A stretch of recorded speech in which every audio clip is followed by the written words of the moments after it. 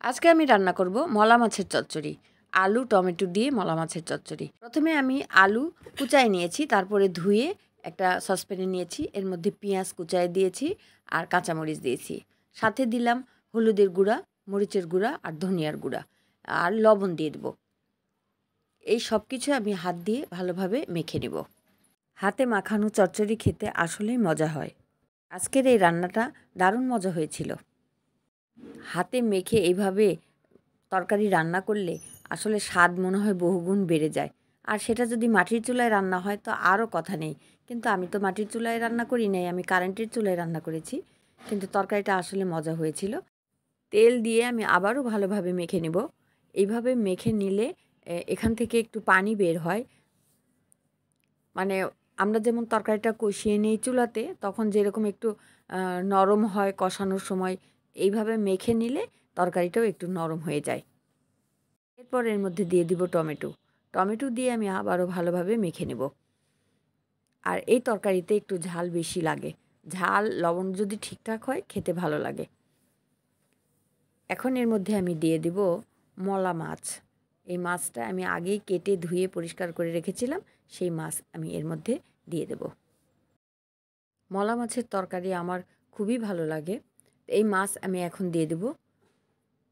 এই মাছ দেওয়ার পর আবারও আমি ভালোভাবে মেখে নেব। আলতো করে মেখে নেব, কারণ এই মাছে কাঁটা আছে।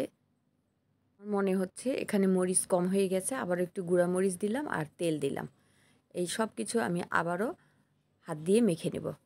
এই মলা মাছ আমি এখানে কাঁচাই দিয়েছি। অনেকে এটা হলুদ আর লবণ দিয়ে জাল দিয়ে তারপরে এখানে দিয়ে দিতে পারেন। যদি তরকারিটা যখন আধা সিদ্ধ হয়ে যাবে তখন ওইটা তরকারির উপরে দিয়ে দিতে পারেন। কিন্তু আমি কাঁচাই দিয়েছি, আমার কাছে এভাবে দিলেই ভালো লাগে। মাখানো হয়ে গেছে। এখন এর মধ্যে আমি দিয়ে দিব পরিমাণ মতো পানি। পানিটা এমনভাবে দিব যাতে ভালোভাবে সিদ্ধ হয় সব কিছু। আর এটাতে কোনো ঝোল থাকবে না, মাখা মাখা হবে। এখন একটা ঢাকনা দিয়ে ঢেকে দেব। একটু পরপর উঠিয়ে নাড়া দেব। এটা বলক উঠে গেছে।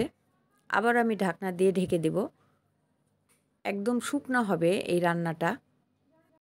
এই সময় আমরা চেক করে দেখব লবণ ঝাল ঠিক আছে কি না। যদি লাগে তাহলে আরেকটু লবণ বা মরিচ যেটাই লাগে সেটা দিয়ে দিতে পারি।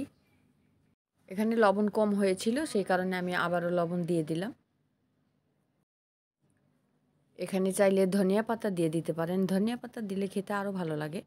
ভিউয়ার্স, এই মলা মাছের চচ্চড়ি যদি আপনাদের ভালো লেগে থাকে তাহলে প্লিজ লাইক দিবেন, সাবস্ক্রাইব করবেন আর বেল আইকন বাটন অন করে রাখবেন। কে কোথায় থেকে ভিডিওটি দেখছেন প্লিজ কমেন্ট করে জানাবেন। তাহলে আমি অন্তত আপনাদের একটা ধন্যবাদ দিতে পারবো। আল্লাহ হাফেজ।